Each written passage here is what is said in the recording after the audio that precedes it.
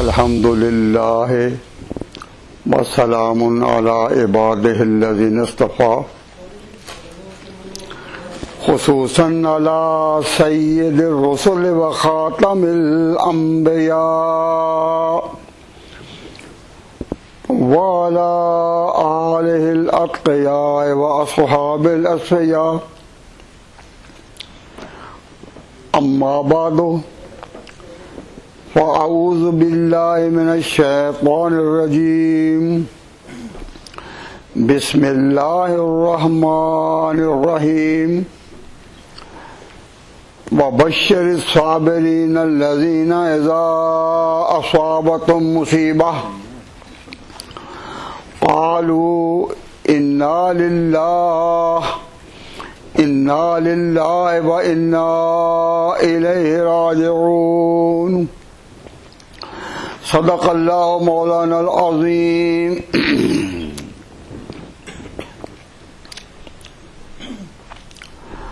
حضرات،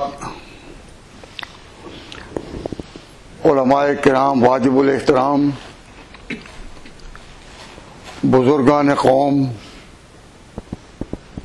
دانشوران اسلام، سامعین عزیز، آج غالباً 8 محرم ہے اور ہمارا اور ہم سب کے دل غم سے بھرے ہوئے ہیں. جس طرح خوشی کی مجلسیں ہوتی ہیں، نعتیں پڑھی جاتی ہیں، نظمیں پڑھی جاتی ہیں اور خوشی سے شرکت کرتے ہیں. آج ہم اس افسوسناک حادثے کا تذکرہ کرنے کے لیے یہاں بیٹھے ہیں جس کے پیچھے غم ہی غم، افسوس ہی افسوس ہے. تو اس المناک حادثے میں ہمارے دل جو ہیں وہ شہدائے کربلا اور حضرت سیدنا حسین کی طرف ہیں.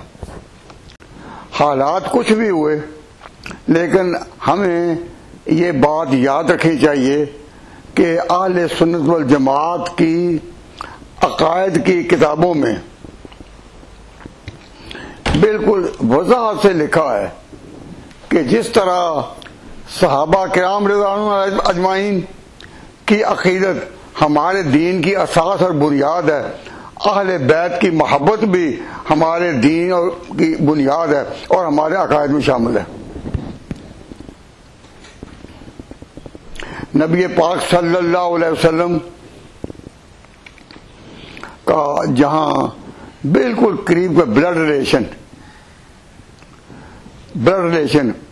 حضور کے نواسے کے ساتھ کیا ہوا، اس میں بلا تردد اور بلا شک ہمارے دل جو ہیں وہ حضرت حسین اور شہدائے کربلا کی ہمدردی میں بالکل ڈوبے ہوئے ہیں. اس لیے آج ہم نے باقاعدہ آداب کے ساتھ جلسہ نہیں کیا. کوئی خوشی کا موقع ہوتا تو پھر اس کے مطابق کرتے. اس لیے میں معذرت عرض کرتا ہوں اور آغاز اس افسوس سے کر رہا ہوں کہ ہمارے دوستوں کو، بھائیوں کو ماشاءاللہ دنیا کے معاملات میں تو آپ کا احساس جاگتا ہے، اپنے وطنوں سے دور یہاں جن مراحل کو طے کر کے آپ آئے ہیں اس میں بڑی سوچ بچار آپ کر کے آئے اور بڑے ہیلوں کے ساتھ، بڑی تدبیروں کے ساتھ آپ نے مغرب کی زمین کو سر نوازا. تو جن لوگوں کو یہاں آنا آتا ہو ان کی عقل اور سمجھ کے بارے میں تو تردد نہیں ہو سکتا. رائے سے اختلاف ہو سکتا ہے لیکن سمجھ کے بارے میں تردد نہیں ہو سکتا. لیکن میں حیران ہوں کتنی سمجھ والے لوگ بھی اس واقعہ کے بارے میں، حادثہ کربلا کے بارے میں کبھی غور نہیں کرتے. اس کا مجھے تجربہ یہ ہوا کہ جہاں بھی بیٹھتے ہیں اور ہم اپنے بھائیوں کو ٹٹولیں کہ وہ کیا کہتے ہیں، کیا سوچتے ہیں محرم کے بارے میں اور واقعہ کربلا کے بارے میں کہ کیا رائے ہے، تو کوئی ایسا جواب ہمیں نہیں ملتا جس سے پتہ چلے کہ ہمارے بھائی سوچتے ہیں. آپ حضرات کی دینداری میں شک نہیں، آپ کے عقیدے میں کوئی شک نہیں. اللہ تعالیٰ کا فضل و کرم کہ اس نے آپ کو ہمیں اہل سنت والجماعت میں رکھا ہے اور ہم اپنا عقیدہ اہل سنت والجماعت کا عقیدہ رکھتے ہیں. لیکن اس کے باوجود میرا احساس بہت زخمی ہے کہ ہمارے بھائی سوچتے ہی نہیں.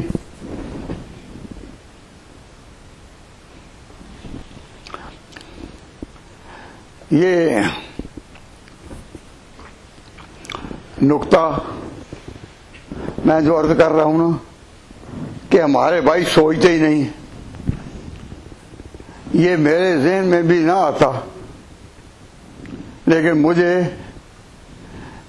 پاکستان میں ایک شیعہ عالم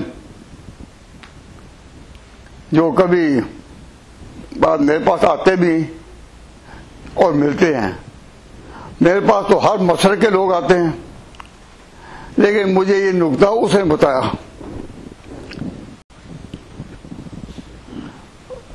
آپ کہیں گے کیسے؟ وہ میں کہنے لگا کہ ہم اپنے یہاں اپنے سنی بھائیوں کو ہم یہ کہتے ہیں کہ جب محرم آئے تو تم شہدائے کربلا کی یاد اور حسین کی مظلومیت اپنے عقیدے کے مطابق اپنی مسجدوں میں، اپنی آبادیوں میں مناؤ اپنے عقیدے کے مطابق، اور ہم شیعہ اپنے عقیدے کے مطابق منائیں. اس پر ہمارے مذہب کا دار و مدار ہے، یعنی شیعہ مذہب کی بڑی تائید ہے کہ آپ جب منائیں اپنے عقیدے پر، ہم آپ کو مجبور نہیں کرتے، لیکن بات ہماری ہو رہی ہے. ہم اپنے عقیدے کے مطابق منائیں، وہ بھی بات ہماری ہو رہی ہے. تو ہر صورت میں ہماری ملت شیعہ کا اسی میں فائدہ ہے.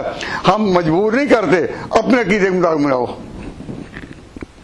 میں نے کہا کہ اس میں آپ کا کیا فائدہ ہے؟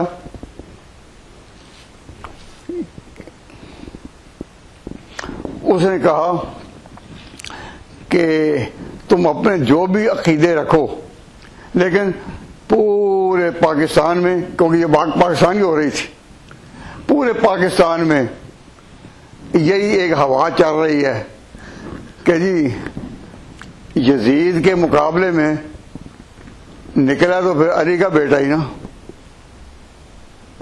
ادھر حسین اور ادھر ایک ظالم حکومت، تو نکلا تو پھر حسین کا علی کا بیٹا ہی نا.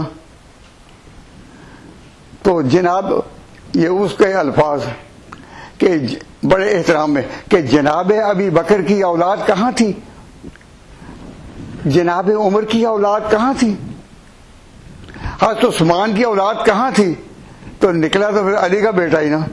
تو جب پورے پاکستان میں بلکہ پورے ہندوستان میں اور کلکتہ کی فضاؤں میں، ہندوستان میں، بنگلہ دیش کے علاقوں میں، ہر جگہ یہ ہوا تیزی سے چل رہی ہے کہ نکلا تو حسین علی کا بیٹا ہی نا. تو سب کے دل ہو جاتے ہیں اس طرف. تو اسی پر میرے شیعہ کی اساس ہے. تو آپ اپنے طریقے پر منائیں، لیکن بات ہماری چل رہی ہے. سنیوں میں بھی یہی اثر ہے کہ نکلا تو پھر علی کا بیٹا ہی نا. تو آپ میں ماشاءاللہ بہت علماء بھی ہیں بیٹھے ہوئے ہیں.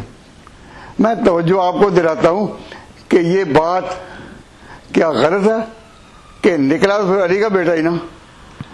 اور کہنے لگا کہ اسی پر تو اساس ہے ہمارے مذہب کی. تو جب ہم دیکھتے ہیں کہ سنی اپنے جلسے کر رہے ہیں تو ہمیں خوشی ہوتی ہے کہ کام ہمارا ہی ہو رہا ہے. واقعہ کربلا کو کس طرح بھی بیان کریں, اپنے عقیدے کے مطابق بیان کریں, لیکن اس بات کا تو اقرار کرتے ہیں نا کہ نکلا پھر علی کا بیٹا ہی نا.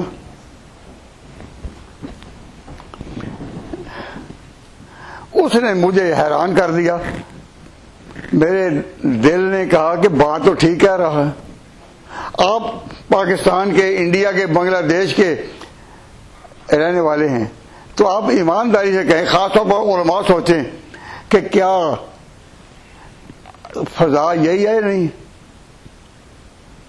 ریگے عراق منتظر کشتے حجاز تشنا کام, یا خون حسین باز کوفہ و شام خیشرا, کہ ظلم کا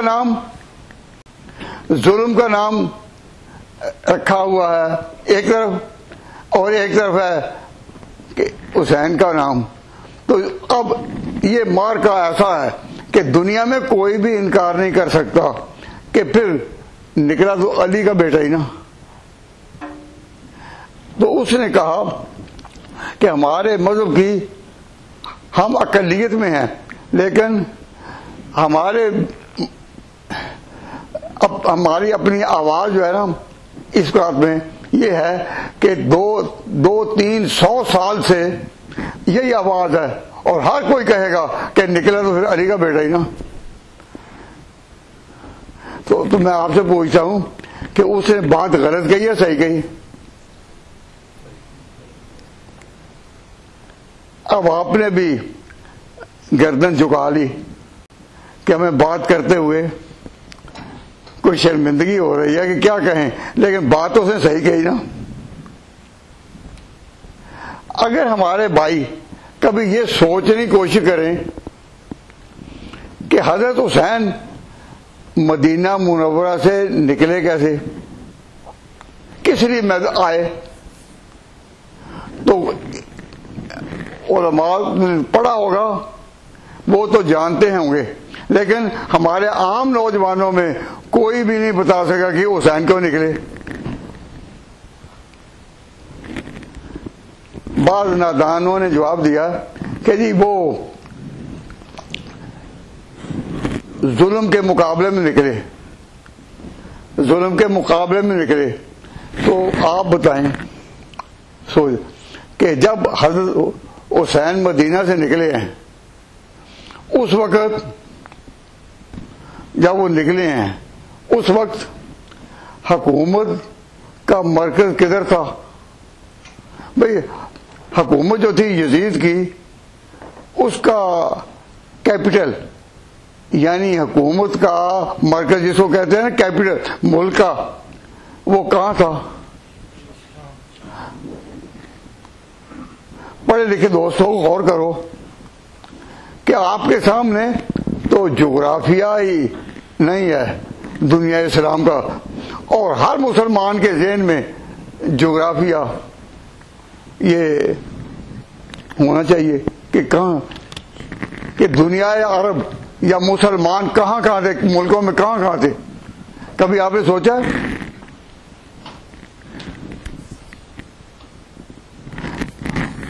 علماء کے سوا میں عام نوجوانوں سے پوچھتا ہوں کہ کوئی ہاتھ کھڑا کر کے بتایا کہ میں بتاتا ہوں کیا نقشہ تھا. لیکن میں آج کی اس مجلس میں یہ نمایاں کرنا نہیں چاہتا, لیکن یہ بتانا چاہتا ہوں کہ ایک ملک ہے جس کا نام ہے شام. وہ تھا کیپٹل شام ملک ہے, شہر کا نام دمشق ہے, وہ تھا کیپٹل. وہ چارٹ ہے نا جس میں نقشہ ہے مدینہ منورہ کہاں ہے لائے؟ نہیں ہے ہی نہیں. اچھا ہر بات کا جواب نبی میں ہی ملتا ہے بھائی. حضرت حسین کے وقت میں حکومت کا مرکز کہاں تھا؟ شام. اور حضرت حسین کا وطن کہاں تھا؟ حضرت حسین کا وطن مدینہ. حضرت حسین کا وطن مدینہ تھا, وہ مدینہ رہتے تھے. اس میں کسی کو شک ہے؟ کہیں کئی نوجوان اندر سوچ دو گے کہ شک کیا ہو, ہمیں شک تو تب ہوتا ہے جب کچھ تو پتا ہو. تو ہم سے کچھ بھی پتہ نہیں رکھتے, جو کہہ لو ٹھیک ہے. اور میں جو کہہ رہا ہوں وہ بھی آپ کے بات دلوں میں نہیں اتر رہی ہوگی کہ شام کہاں ہے اور مدینہ کہاں ہے اور کربلا کہاں ہے.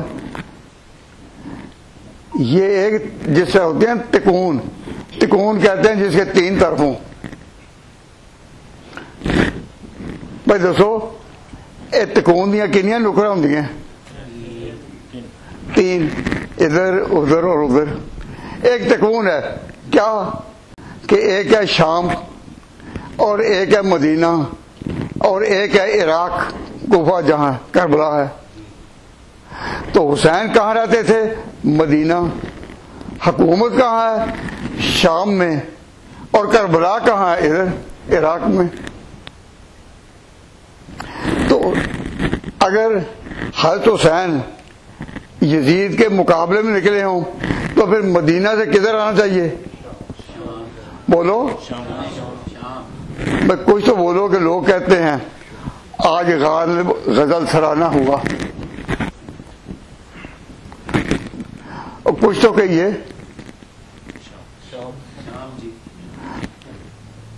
عقل انسانی تقاضا کرتی ہے کہ اگر حسین نکلتے یزید کے مقابلہ میں تو رخ ان کا کدھر ہونا چاہیے تھا؟ جہاں ان کا سینٹر ہے. وہ ادھر نہیں آئے, ادھر کیوں گئے؟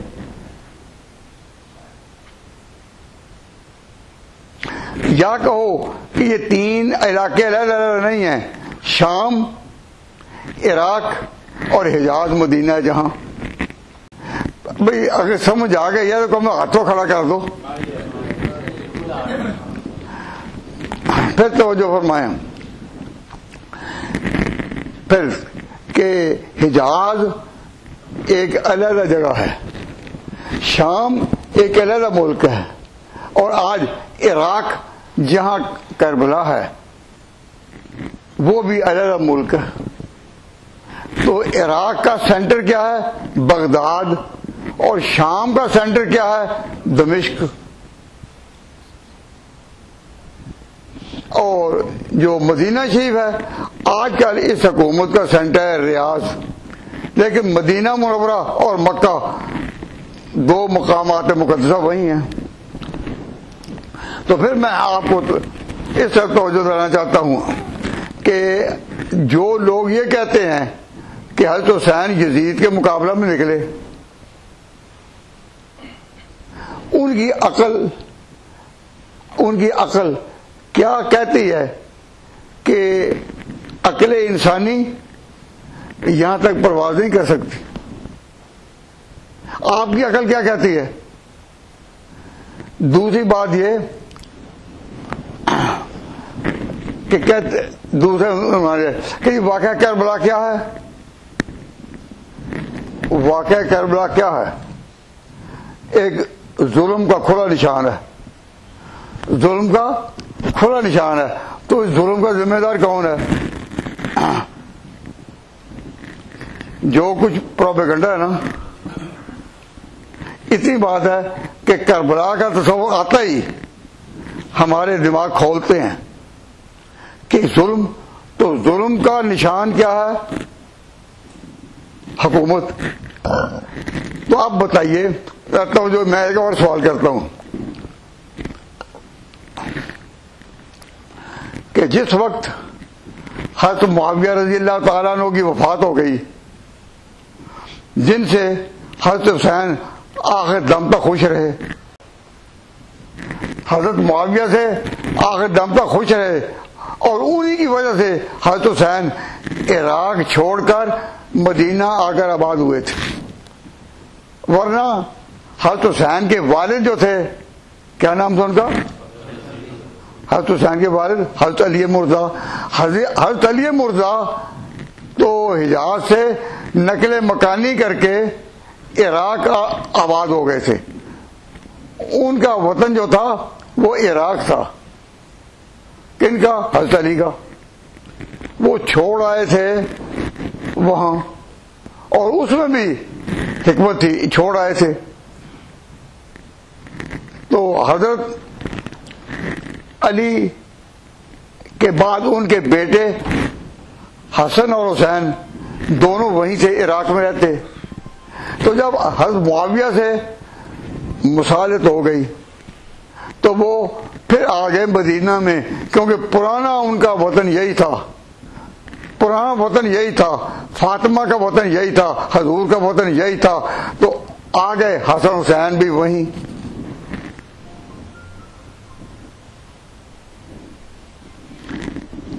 میں پوچھتا ہوں کہ حضرت حسین کہاں رہتے تھے؟ جب یزید کی حکومت قائم ہوئی تو حضرت حسین کہاں رہتے تھے؟ بولو، مدینہ منورہ میں۔ اس وقت کوئی شک نہیں نا۔ تو مدینہ منورہ میں حکومت کا جو نمائندہ تھا، جس کے ہاتھ میں حکومت تھی وہاں کی، گورنر صوبہ حجاز کا، وہ بھی کہاں تھا؟ مدینہ میں۔ جو مدینہ میں ان کا نمائندہ تھا حکومت کا، اس نے حکومت کے کہنے پر بڑے لوگوں کے بیٹوں کو بلایا اپنے ہاں، مدینہ منورہ میں رہنے والوں کو، جن میں مختلف حضرت عبداللہ بن عمر کو بھی، عبداللہ بن زبیر کو بھی، حضرت حسین بن علی کو بھی بلایا اور کہا کہ حضرات، حضرت معاویہ کا انتقال ہو چکا ہے، اور اب ان کا بیٹا یزید وہ ولی عہد بنایا گیا تھا، اب وہ اس وقت حاکم ہے، تو میں آپ کو بحیثیت گورنر کے یا والی مدینہ کے آپ سے یہ التماس کرتا ہوں، آپ پلیز ٹیک اوتھ آف ایلیجینس، آپ نئی حکومت کو ریکگنائز کریں، ایکنالج کریں، تسلیم کریں۔ مجھے والی مدینہ ہونے کی حیثیت سے آپ سے التماس کرنا ہے کہ حالات تبدیل ہوتے رہتے ہیں، اب حکومت بدل گئی ہے، حکومت بدل گئی ہے، آپ نئی حکومت کو تسلیم کریں تاکہ نظام چلے۔ تو اس وقت جب اس کی ٹیبل پر حضرت حسین بیٹھے تھے، اس وقت ان کو پکڑ کر مارنا یا شہید کرنا وہ آسان تھا، یا جو کربلا میں مار کا ہوا آسان کیا تھا؟ اس وقت حکومت قائم تھی والی مدینہ کی، اور یہ پانچوں بڑے بڑے خاندانوں کے نمائندے بیٹے وہاں موجود تھے۔ عبداللہ بن زبیر بھی بیٹھے تھے، حضرت حسین بیٹھے تھے، عبداللہ بن ابو سال بیٹھے تھے، اور بالکل ایک ہی کمرے میں ایک ہی جگہ۔ تو ان سب کو پکڑ کر ختم کر دینا یہ آسان تھا یا مار کے کربلا؟ کیا کہتی عقل؟ وہی تھا نا آسان، لیکن حکومت نے پکڑا نہیں۔ کیوں؟ پیچھے سے آرڈر یہ نہیں تھا کہ حسین کو مارو۔ ملک چلتے ہیں، حالات بدلتے ہیں، حکمران انتقال بھی کرتے ہیں اور نئے حکمران بھی بنتے ہیں. تو ان حالات میں بالکل عام حالات تھے. کوئی ایٹماسفیئر اور فضا جو تھا، فضا وہ کوئی جھگڑے کی نہیں تھی. ایسا کوئی مارکا نہیں لگا تھا جس طرح ابھی پچھلے دنوں اسلام آباد میں مارکا لگا ہوا تھا کہ باقاعدہ حکومت بھی قائم ہے اور مقابلے میں نکلے ہوئے بھی اپنی اپنی طرف سے آوازہ لگا رہے ہیں. ایسی فضا قطع نہیں تھی. ابھی اسلام آباد میں جو فضا تھی وہ سمجھ سے بالا ہے، لیکن جو وہاں فضا تھی وہ سمجھ کے اندر آ رہی ہے کہ بالکل calm atmosphere. There was no point of dispute at that time. تو اس وقت اگر حکومت کا منشا ہوتا حسین کو شہید کرنا، یہاں کرنا آسان تھا. حکومت کا منشا ہوتا عبداللہ بن زبیر کو ختم کرنا تو یہاں آسان تھا. کوئی حکومت اتنی نادانی نہیں کرتی کہ وہاں تو نہ کرے اور مارکا کربلا ہو جائے.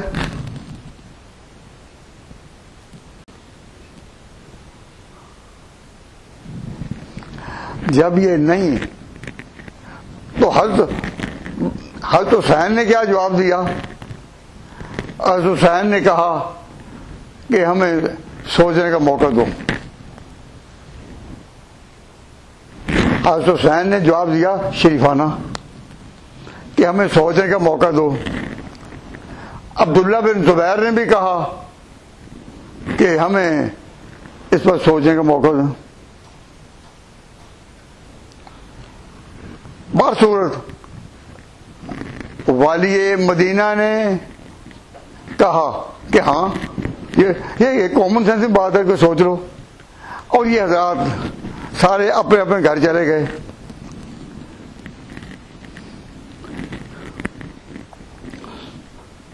تو حضرت حسین رات کی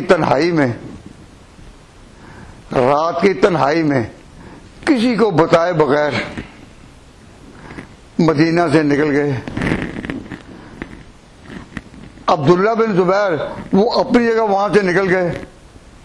میں اس بار تاریخی جہے سے بحث نہیں کر رہا اس وقت، لیکن حضرت حسین نکل گئے اور انہوں نے کہا تھا ہمیں سوچنے کا موقع دیں. یہاں تک بات آپ سمجھ آ گئی؟ بات سمجھ آ گئی؟ تو حضرت حسین رضی اللہ تعالیٰ عنہ، اللہ کی بڑی رحمتیں ان پر، انہوں نے راتوں رات جو وہاں سے نکلے تو وہ کدھر آئے؟ اپنے باپ کے وطن میں. پہلے وہ تھے نانا کے یہاں ٹھہرے ہوئے، نانا کے وطن میں مدینہ، نانا کے وطن میں ٹھہرے ہوئے تھے. اور اب حضرت حسین نے رخ کیا اپنے باپ کے وطن کا، یعنی عراق کا. وہ کس نیت سے، ارادے سے کیا؟ اس پر ذرا توجہ فرمائیں. بات سمجھ آ رہی ہے کہ نہیں میری؟ اگر اس میں کوئی بھی پوائنٹ آف ڈسپیوٹ ہو یا جس کا سمجھنا آسان نہ ہو تو پوائنٹ آؤٹ کریں، میں اس کو اور زیادہ وضاحت کر دوں گا.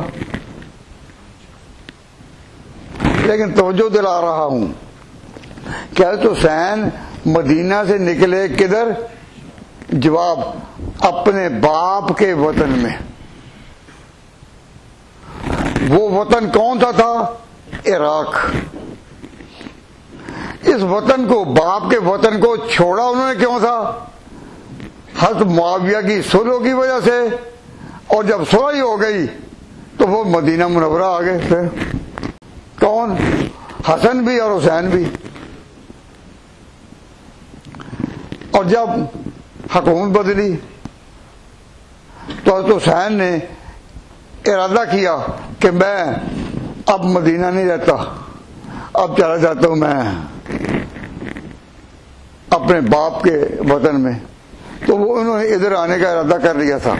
وجہ کیا تھی کہ حضرت معاویہ رضی اللہ تعالیٰ عنہ نے اپنے آخری دنوں میں مغیرہ بن شعبہ اور بعض دوسرے صحابہ کے مجبور کرنے پر، خود نہیں مجبور کرنے پر، انہوں نے یزید کو ولی عہد مقرر کر دیا تھا۔ جب ولی عہد مقرر کیا تھا، وہ خود نہیں کیا، جب 4-5 صحابہ نے ان کو مشورہ دیا تو انہوں نے اس کو مقرر کر دیا۔ تو اسی وقت سے خبریں تو مدینہ میں آ چکی تھیں، خبریں عراق میں پہنچ چکی تھیں، اور قلم رب اسلامی جہاں جہاں مسلمانوں کی آبادیاں تھیں وہاں یہ خبریں تو پہنچ چکی ہیں کہ امیر المومنین نے اپنے بیٹے کو مقرر کر دیا۔ اس پر ہر صوبے میں ایک ہیجان تھا کہ یہ کیا ہوا، تو خبریں تو پہنچ چکی تھیں۔ اسی دوران میں عراق کے لوگوں نے جو حضرت علی کے ساتھ تھے، اور ایک مستقل سلطنت قائم تھی حضرت علی کی، اور وہ اپنے حدود میں خلیفہ راشد کے طور پر پہچانے جاتے تھے، حضرت علی مرزا۔ وہاں کے لوگوں نے حضرت حسین کو کہا کہ آپ اب وہاں نہ رہیں، آپ آ جائیں اپنے باپ کے شہر میں، ہم آپ کا استقبال کرتے ہیں، اور جس طرح اس وقت پہلے آپ یہیں رہتے تھے اب آپ یہیں رہیں۔ حضرت حسین نے اپنی بہن کو بھی ساتھ لیا، بیوی کو بھی ساتھ لیا، بچوں کو بھی ساتھ لیا، جو بھائی ان کے تھے ان کو بھی، تو جو بھی تھے حضرت حسین نے ارادہ کیا کہ ہم ادھر جا کر رہے ہیں۔ اور حکومت کا مرکز تھا وہ شام دمشق یا مدینہ منورہ کا وہ والی، وہ بھی حکومت کا ہی نمائندہ تھا۔ تو اگر یہ یزید کے مقابلے میں نکلتے حضرت حسین تو کدھر رخ ہوتا؟ ادھر۔ تو جب ان کا رخ ہوا ادھر تو پھر ان کا ارادہ حضرت حسین کا نقل مکانی یعنی جگہ بدلنا، وہ نقل مکانی تھی یا مقابلہ تھا؟ بولیے، نقل مکانی تھی۔ اب اس کو نقل مکانی جو ان کی نیت تھی، جو ارادہ تھا، اس سے ہٹا کر یہ جو پروپیگنڈا کر دیا گیا ہے کہ یہ مارکا تھا ان دونوں کے درمیان تھا، یزید اور حسین کا، عقل انسانی اس کو قبول کرتی ہے؟ تو جو شیعہ عالم میرے ساتھ گفتگو کر رہے تھے پاکستان میں کہ سنی بھی اپنے ہم منائیں، سنی بھی اس واقعہ کو منائیں، شیعہ بھی، لیکن بات ہماری چل رہی ہے کہ اس وقت کچھ بھی ہو، پاکستان میں، انڈیا میں، بنگلہ دیش میں، کلکتہ کی فضاؤں میں، ہر جگہ یہ سمجھ آتا ہے کہ مقابلہ ہوا یزید اور حسین کا، یزید اور اصل بات ہی نہیں سمجھی جاتی۔ مجھے ایک لطیفہ یاد آیا، میں نے پچھلے سال یہاں بیان کیا تھا لطیفہ کو، کہ ایک دکاندار نے ایک خریدار ایک دکان پر ٹھہرا، وہ سائیکل پر آیا تھا، سائیکل پر آیا تو اس نے کوئی سودا وغیرہ لینے کی بات کر رہا، تو جو سودا لے رہا ہو اور ہاتھ میں سائیکل ہو، سائیکل سے اتر کر وہ سودا کر رہا نا بات، تو اس نے سائیکل ڈھیلے ہاتھوں پکڑا ہوتا ہے یا بڑی مضبوطی سے؟ کیوں جی؟ ڈھیلے ہاتھوں، مضبوطی سے جب سوار ہو کر چلتا ہے تو مضبوطی سے اس کو تھامتا ہے، قابو رکھتا ہے، لیکن جب دکان میں سودا لے رہا ہے تو سائیکل کو تو ایک ہاتھ سے ہی پکڑے گا، کوئی عرض نہیں۔ تو وہ سائیکل اسے پکڑا ہوا اور سودا کر رہا ہے. اتنے میں ایک چور آیا. اس نے دیکھا کہ اس کا سائیکل پر قبضہ ذرا ڈھیلا سا ہے. اس نے جلدی میں اس سے سائیکل چھینی, اور کیونکہ وہ نیت ہی اس کی تھی دوڑنا, تو فوراً سائیکل پر چڑھ کر چل دیا. اور اس نے جب دوڑا تو ساتھ ہی کہہ دیا چور چور چور. کیوں؟ اس نے بھی یہی کہنا تھا نا, تو اس نے چھوڑ دیا کہ چور چور, تو وہ بھی کہہ رہا ہے چور چور. سب دیکھنے والے سمجھ رہے ہیں کہ چور تو کوئی آگے نکل گیا ہوگا, یہ زبانی کہہ رہا ہے, اور دوسرا سائیکل میں اس کا پیچھا کر رہا ہے. تو سائیکل پر جانے والے کو کسی نے نہیں سمجھا کہ یہ چور ہے, تو وہ یہ شور کیوں کر رہا تھا آگے چور چور چور؟ وہ شور کا کیا نہیں کر رہا تھا کہ کہیں میرا پتہ نہ چل جائے. تو جب کہا نا شور شور شور شور آگے چور, تو اس کا کہنا کہ چور آگے جا رہا ہے, سارے بازار والے بھی یہی جانتے رہے کہ چور کوئی آگے ہوگا, اور یہ سائیکل پر اس چور کو ڈھونڈ رہا ہے اور یہ بیچارہ آواز دے رہا ہے. تو بعض اوقات شور کیا جاتا ہے اپنے جرم کو چھپانے کے لیے. شور کیا جاتا ہے اپنے جرم کو چھپانے کے لیے. اب بات یہ ہے کہ جن لوگوں نے حضرت حسین کو بلایا کہ آ جائیں عراق میں, تو عراق پر اس وقت قبضہ کس کا تھا؟ بھئی عراق پر حکومت جو تھی کس کی تھی؟ یزید کی. کیوں؟ حضرت معاویہ کے ساتھ جو صلح ہوئی حسن حسین کی, اور دونوں بھائی آ گئے مدینہ منورہ میں, تو پھر اس وقت عراق پر قبضہ اسی حکومت کا تھا نا جو پورے ملک کی حکومت یزید کی. تو ان لوگوں نے جب حضرت حسین کو بلایا کہ آپ یہیں آ جائیں, ہم پھر اسی طرح رہیں گے جو پہلے تھے, اور آپس میں مشورہ کر رہے ہیں کہ جو کیا کرنا ہے کیا نہیں. جب اس طرح سے ان کو بلایا, حضرت حسین آ رہے تھے, ابھی حضرت حسین پہنچے نہیں تھے عراق میں, ابھی وہ پہنچے نہیں تھے اپنے باپ کی آبادی میں, کہ رستے میں ہی ان کو اطلاع ملی کہ یہ عراق والے اور یہ خط لکھنے والے جو ہیں انہوں نے تو یزید کی بیعت کر لی ہے, یزید کو حاکم مان لیا ہے. تو حسین نے کہا مجھے تو بلایا تھا انہوں نے یہاں, کہ ہم یہاں فیصلہ کریں گے, مشورہ کریں گے, سوچیں کیا کرنا ہے. تو یہ کیا ہوا؟ تو حسین جو تھے وہ کہنے لگے نام لے کر جو رستے میں تھے عراق کے لوگ کہ یہ تمہارا خط نہیں, یہ فلاں کا خط نہیں, یہ اتنا ان کے پاس دستہ تھا. تو اس نے حضرت حسین نے کہا یہ تمہارے خط نہیں, اور تم نے مجھے بلایا, میں مدینہ منورہ رہ رہا تھا, تمہارے کہنے پر میں یہاں آیا ہوں, لیکن تم نے اپنی وفائیں بدل لی. انہوں نے کہا دل ہمارے حسین کے ساتھ ہیں, لیکن ہماری طاقت جو ہے وہ حکومت کے یزید کے ساتھ انہوں نے مان لیا ہے. اب تو حضرت حسین پر صحیح معنی میں اصل ان پر ظلم کرنے والے اور ان پر یہ دہشت کی فضا لانے والے سب کون ہیں؟ بولیے, وہی ہے نا. کیوں؟ حضرت حسین نے ان کو ذمہ دار بنایا ہے, ان کو ذمہ دار بنایا. اب انہوں نے پھر جب سال آئے تو کوئی کہہ رہے ہیں کہ سارا اختلاف کا ملبہ گرائیں حکومت پر. تو انہوں نے کہا حسین مارا گیا یزید کی حکمرانی میں, تو حسین ظالم مظلوم اور یزید ظالم, اس فضا کو انہوں نے گرم کیا, اور سارے سنی اور شیعہ اسی پر لگے ہوئے ہیں.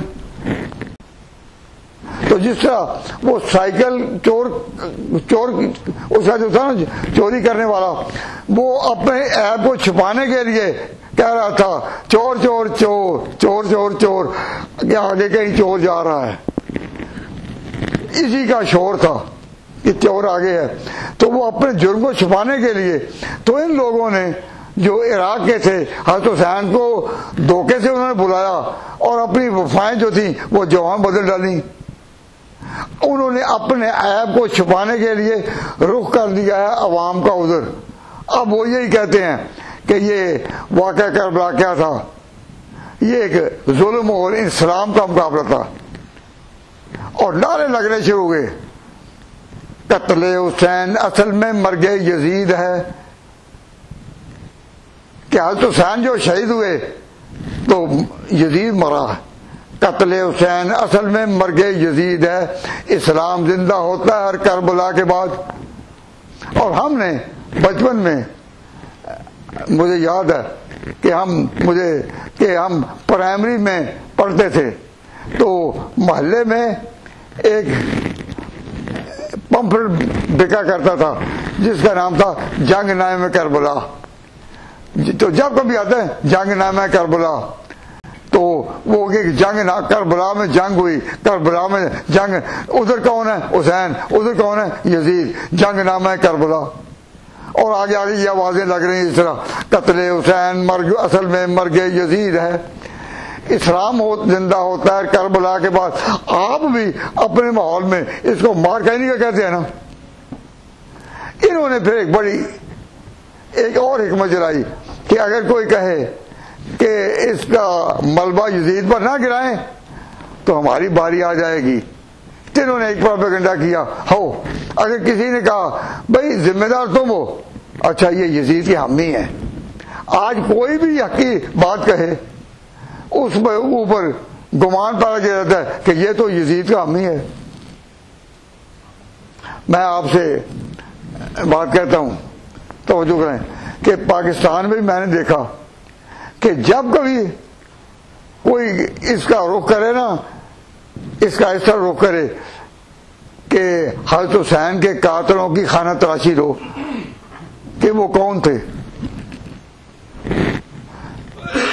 تو ہمارے بزرگ لکھنؤ میں ایک بڑے عالم گزرے ہیں، انہوں نے ایک کتاب لکھی تحقیقی، اس کا نام ہے قاتلان حسین کی خانہ تلاشی، کہ دیکھو حضرت حسین کے اصل قاتل ان کو اس حالت میں شہید کرانے کے ذمہ دار کون ہیں۔ تو انہوں نے بڑی تحقیق سے یہ کہا کہ یہ عراق کے لوگ ہیں جنہوں نے ساتھ دھوکہ کیا اور ان کا ساتھ چھوڑ دیا، یزید کے انہوں نے بیعت کر لی، اس کو حاکم مان لیا اور حسین کو مدینہ میں بھی نہ رہنے دیا اور خود ساتھ نہ دیا۔ وہ اگر شہید ہوئے تو ان کی اس غلط کردار میں ایک بار، اب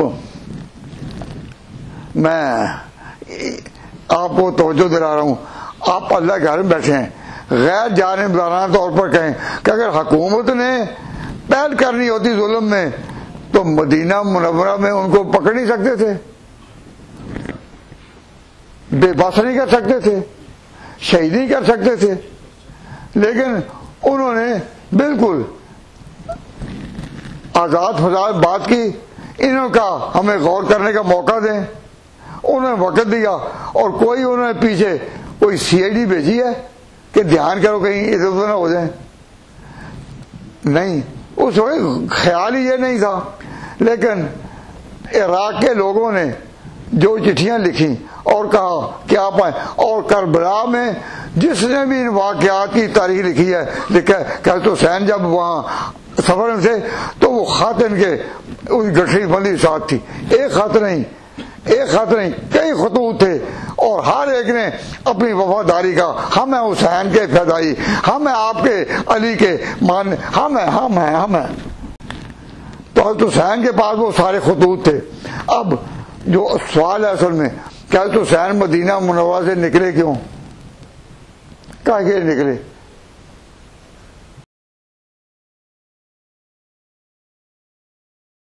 اس کا جواب ہے نقل مکانی کے لیے۔ وہ نقل مکانی کرتے تھے کہاں؟ کہ آپ مدینہ منورہ کی بجائے یہاں رہیں. اب میں آپ سے عرض کرتا ہوں، جو اہل علم ہیں، اہل علم وہ اس پر ذرا زیادہ باریکی سے غور کریں کہ پھر سوچیں. سوال میرا کہ بالکل اگر کوئی سو رہا ہے تو اس کو جگا دو، اس کو جگا دو کہ یہ جاگنے کا وقت ہے. آپ حضرت حسین کے بارے میں اپنی عقیدت، حسین کے بارے میں اپنی عقیدت کا اظہار کر رہے ہیں، تو ذرا سوچو کہ آپ کے ساتھ یہ کیا کھیل کھیلا گیا کہ اصل مجرموں کو چھپانے کے لیے ایک فضا لگ گئی کہ مقابلہ تھا ان دونوں کا.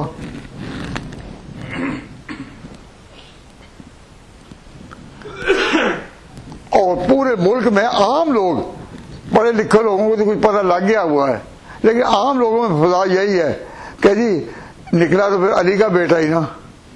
ہم کہتے ہیں علی کا بیٹا کب نکلا یزید کے مقابلے میں؟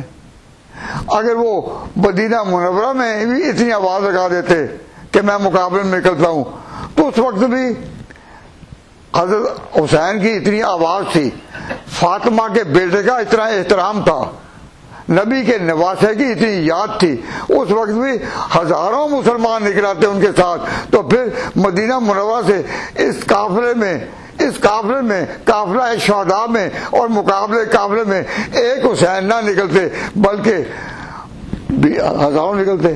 آپ کا کیا خیال ہے؟ آج اس واقعہ کو 14 صدیوں سے زیادہ ہو چکی. آج بھی اس گئے گزرے دور میں جبکہ دنیا، ہم لوگ اپنے عمل میں کتنے کمزور چکے ہیں، لیکن آج بھی اہل بیت کی وہ شان مسلمانوں کے دل میں ہے. فاطمہ کا احترام اور فاطمہ کی گود میں پلے ہوئے حسن حسین، ان کی عزت کا اتنا ہے کہ اب بھی مسلمانوں کے دل تڑپتے ہیں. تو کیا اس وقت اگر حسین آواز دیتے تو ان کے ساتھ ہزاروں نہ نکلتا ہے؟ بھائی کیا آپ کہتے ہیں ہزاروں نہ نکلتے؟ اور اگر انہوں نے آواز ہی نہیں دی تو پھر پورے اسلامی مملکت میں یہ فضا پیدا کرنا کہ نکلا تو حسین کا بیٹا ہی نا، نکلا تو حسین کا ہی بیٹا نا. تو میں نے کہیں وہاں مجلس میں کہہ دیا کہ جن کو تم کہتے ہو وہ بھی تو نہیں نکلے. نکلنے والا آواز دیتا ہے کہ جی نہیں، ان کا اللہ پر توقع تھا، اسے آواز نہیں دی. تو میں پوچھتا ہوں کہ حضرت عیسیٰ بن مریم کا کیا اللہ پر توکل نہیں تھا؟ وہ جب نکلے یہودیوں کے مقابلے میں، انہوں نے کہا من انصاری اللہ، میرے ساتھ کون نکلے گا؟ من انصاری اللہ. اور قرآن نے کہا ہے. حضرت عیسیٰ نے آواز دی تھی یا نہیں؟ من انصاری اللہ قال حواریون نحن انصار اللہ. تو حواری عیسیٰ کے پکار اٹھے ہم ہیں، ہماری پکار اٹھے ہم ہیں. میں پوچھتا ہوں کہ حضرت عیسیٰ نے آواز دی یا نہ؟ اور آواز دینا سکھایا کس نے؟ اللہ نے. اللہ نے کہا نا اس کو، حضرت عیسیٰ کو، کہ آواز دیں من انصاری اللہ قال الحواریون نحن انصار اللہ. انصار نے کہا، حواریوں نے کہا ہم ہیں اللہ کے دین میں نکلنے والے. اس کا یہ پروپیگنڈا کرنے والے جواب دیتے ہیں کہ جی وہ تو عیسیٰ کی شریعت میں تھا نا، تو حضور کی شریعت میں تو یہ نہیں ہے، اللہ پر اعتماد تھا. میں نے کہا حضور کی شریعت اللہ نے قرآن میں ذکر کی. اللہ تعالیٰ نے حضور فرمایا حرض المؤمنین علی القتال، اے میرے نبی حرض المؤمنین علی القتال، مومنین کو اٹھائیں کہ وہ مقابلے میں نکلیں. اب صاحب یہ آیت ہے یا نہیں قرآن میں؟ اے نبی حرض المؤمنین علی القتال، مومنین کو اٹھائیں بیدار کریں کہ وہ نکلیں. تو شریعت محمدی میں بھی یہی تعلیم ہے, قرآن میں بھی یہی تعلیم ہے. اگر حسین مقابلے کے لیے نکلے ہوتے تو آواز نہ لگاتے. وہ نکلے تھے نقل مکانی کے لیے, اور انہوں نے بے وفائی کی اور ان کے ساتھ دھوکہ کیا. آج اگر کوئی اس دھوکے کو بیان کرے تو نادان کہتے ہیں. یہ یزید پر ملبہ نہیں گراتے, یزید پر ملبہ نہیں گراتے. یعنی کوئی یہ نہیں کہتے کہ چور آگے نکل گیا کوئی. یہ اس سائیکل پر جانے والے کی حمایت کرتے ہیں. ہم یہ کہتے ہیں اللہ کے بندو خود خیال کرو. میں آپ کی توجہ دلاتا ہوں کہ جب حضرت حسن نے اور حسین نے اپنی عراق کی حکومت حضرت حسن اور حسین نے سپرد کر دی تھی امیر معاویہ کے, کی تھی یا نہیں؟ اس وقت حضرت معاویہ کی اپنی کیا پوزیشن تھی؟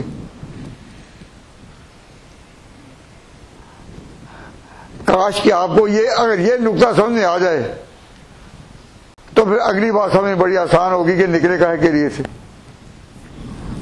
بات تو سمجھ آ رہی ہے نا؟ میں آؤٹ آف کنٹیکسٹ نہیں جا رہا. پھر غور کیجیے, حضرت معاویہ کی اپنی پوزیشن کیا تھی؟ کئی لوگ کہتے ہیں کہ جب خلیفہ راشد حضرت علی تھے, چوتھے خلیفہ کون ہے ہمارے عقیدے میں؟ ہمارے عقیدے میں چوتھے خلیفہ کون ہے؟ حضرت علی. تو پہلے حضرت ابوبکر, دوسرے عمر, تیسرے عثمان اور چوتھے علی. تو علی جو تھے وہ تو تھے خلیفہ اور ان کی پوزیشن تھی لیگل. تو کہتے ہیں کہ حضرت معاویہ جو ہیں وہ تو باغی تھے, وہ باغی تھے. میں پوچھتا ہوں کہ باغی کسے کہتے ہیں؟ آپ اپنے عرف میں باغی کسے کہتے ہیں؟ باغی اسے کہتے ہیں کہ جس کا پہلے سے قبضہ نہ ہو, پہلے سے قبضہ نہ ہو اور پھر وہ قبضہ کر پائے, اس کو تو باغی کہا جا سکتا ہے. لیکن جس کا پہلے قبضہ لیگل ہو, جس کا قبضہ پہلے لیگل ہو, دوستوں غور کرو, جس کا پہلے قبضہ لیگل ہو اس کو باغی کہہ سکتے ہیں. تو حضرت معاویہ کا اپنا اعلان سنو. حضرت معاویہ رضی اللہ تعالیٰ عنہ کہتے تھے واللانی مجھے یہاں حاکم بنایا ہے خلیفتان, دو بڑے آدمیوں نے. کس نے؟ اول حضرت عمر نے اور پھر حضرت عثمان نے. حضرت عمر نے مجھے یہاں مقرر کیا, حضرت عمر نے مجھے مقرر کیا شام کا گورنر یا شام کا والی. پھر حضرت لمبا دور عثمان کا آیا, عثمان کے بھی وقت میں ہی شام کا والی. حضرت معاویہ تقریباً حضرت عمر کے دور میں اور حضرت عثمان کے دور میں بالاتفاق شام کے والی رہے. تو ان کا شام پر قبضہ کیا تھا؟ لیگل. کیوں؟ دو خلیفوں نے وَلَّعَنَ الْخَلِيفَتَانِ مِنْ قَبْلِ. اے علی مجھے دو آدمیوں نے جو پہلے جج اور لیگل خلیفہ تھے انہوں نے مجھے یہاں کا والی بنایا. وَأَنَا بَاقٍ عَلَىٰ حَالِي, میں اسی پر قائم ہوں, میں خلافت کا مدعی نہیں. میں یہ نہیں کہتا میں خلیفہ ہوں. میری حالت کیا ہے کہ میں انہی کا نمائندہ ہوں. حضرت عثمان شہید کر دیے گئے ظلماً. اب اگر میں حکومت چھوڑ دوں تو میں نے عثمان کے ساتھ وفاداری تو نہیں کی. جب تک عثمان کے قاتل پکڑے نہیں جاتے میری وفا جو ہے عثمان سے، میں عثمان کا مقرر کرتا، میں عمر کا مقرر کرتا، میری وفا تقاضا کرتی ہے کہ میں ان دشمنوں سے جنہوں نے حضرت عثمان کو شہید کیا ان کے قاتلوں کو مانگوں کہ ان کے قاتل کہاں ہیں۔ تو معاویہ نے اپنے بارے میں یہ کہیں نہیں کہا کہ میں خلیفہ ہوں۔ حضرت علی تو صحیح کہتے تھے کہ میں خلیفہ ہوں اور وہ خلافت تھی، ان کو چنا گیا تھا، لیکن انہوں نے، حضرت معاویہ نے ان کی جو خلافت نہیں مانی تو کہا آپ قاتلان عثمان کو پکڑیں، میں آپ کو خلیفہ مانوں گا، میں بیعت کروں گا، لیکن جب تک آپ نہ پکڑیں میں اپنی پرانی پوزیشن پر قائم ہوں۔ اور عمر اور عثمان کی وفاداری تقاضا کرتی ہے کہ میں عثمان کے قاتلوں کو پکڑے جانے کے بغیر میں بیعت نہ کروں۔ اور وجہ اس کی یہ، حضرت عثمان جب شہید ہوئے تھے، حضرت عثمان کہاں شہید ہوئے تھے؟ اپنے گھر میں۔ حضرت عثمان اپنے گھر میں شہید ہوئے۔ اس وقت حضرت عثمان کے پاس اس وار کو، قاتلوں کے وار کو روکنے والی کون تھی؟ حضرت عثمان کی بیوی اور معاویہ کی بہن تھی۔ وہ حضرت عثمان کی بیوی تھی اور میری معاویہ کی بہن تھی۔ اس نے اپنے ہاتھ کیا اور اس کی انگلیاں بھی کٹی۔ وہ بہن جب حضرت عثمان کے خون آلود قمیض کو لے کر اور کٹی ہوئی انگلیوں کے ساتھ اپنے بھائی کے پاس دمشق پہنچتی ہے اور وہ سمجھتا ہے کہ میں تو اس علاقے کا والی ہوں یا گورنر ہوں اور اتنی سطر میرے پاس ہے، انہوں نے بھی کہا میں نئی حکومت کو نہیں مانوں گا جب تک کہ ان قاتلوں کو نہ پکڑے۔ حضرت علی نے ان کو کہا کہ قاتل اتنی قوت حاصل کر چکے ہیں کہ میرے قابو میں نہیں، تو میں ان کو چاہتا ہوں حکمت سے قابو کروں۔ تو انہوں نے کہا پھر مجھے اجازت دیں میں ان کو قابو کرتا ہوں، مجھ کو اجازت دیں میں ان کو قابو کرتا ہوں، لیکن آپ کو خلیفہ تب مانوں گا کہ یا آپ ان کو خود قابو کریں یا ہمیں اجازت دیں کہ ہم ان کو قابو کریں۔ اگر وہ آپ کے قابو میں نہیں آتے ہم کرتے ہیں۔ اس میں حضرت علی بہت پریشان تھے، کیا ہو؟ میں جب حضرت علی کے بارے میں بتاتا ہوں کہ وہ خلیفہ راشد برحق تھے، لیکن اتنی بات ہے کہ قاتل ان کے قابو میں نہ تھے۔ حضرت علی نے خود کہا کہ یملکوننا ولا نملکہم، ان کا یہ خطبہ نہج البلاغہ میں شیخ رضی نے محفوظ کر لیا ہے اور میرے پاس وہ خطبہ موجود ہے۔ حضرت علی نے کہا یملکوننا، کہ یہ ان کو، حضرت علی کو وہ دھمکیاں دیتے تھے کہ اگر ہم عثمان کو جو حاکم تھا پوری سلطنت کا، اگر ہم ان کو قتل کر سکتے ہیں تو آپ کو بھی کر سکتے ہیں، وہی انجام آپ کا ہوگا اگر آپ نے ہم پر ہاتھ ڈالا، اگر آپ نے آپ نہ ڈالیں ہم آپ کے سپاہی ہیں۔ اب حضرت علی جو تھے اگر اس کو چھوڑتے ہیں تو ان کا انجام بھی عثمان والا ہوتا ہے، اگر مقابلہ کرتے ہیں تو مقابلے کی ہمت اتنی نہیں، ان کی طاقت زیادہ ہے۔ تو حضرت علی ایک تدبیر میں چل رہے تھے، ایک حکمت اختیار کر رہے تھے ابھی، لیکن حضرت معاویہ وہ تو اسی وقت جب انہوں نے بہن کو دیکھا تھا کہ وہ کس طرح یہاں مظلومانہ حالت میں آئی ہے تو وہ جوش میں تھے۔ اب عدالتوں میں کہتے ہیں کہ benefit of doubt go to the accused, benefit of doubt go to the accused. Law کا ایک مسئلہ ہے کہ شک کا فائدہ کس کو دیا جاتا ہے؟ جس میں الزام ہو۔ تو جو معاویہ کہتے ہیں وہ باغی، وہ غلط کہتے ہیں، کیوں؟ ان کا قبضہ تھا شام پر لیگل، کیوں؟ دو بڑے خلیفوں نے ان کو بنایا تھا اور سال سال وہ وہاں رہے تھے، اب ان کا قبضہ تھا لیگل، وہ اپنے اسی پر۔ ہاں اگر وہ خلافت کا دعویٰ کرتے تو پھر کہا جا سکتا ہے بغاوت ہے، جب انہوں نے دعویٰ ہی نہیں کیا تو ظاہری طور پر تو اس کو بغاوت کہہ لو، لیکن لیگل طور پر اس کو بغاوت نہیں کہتے۔ بغاوت کہتے ہیں کہ جب وہ قبضہ کرے جو پہلے قابض نہیں تھا۔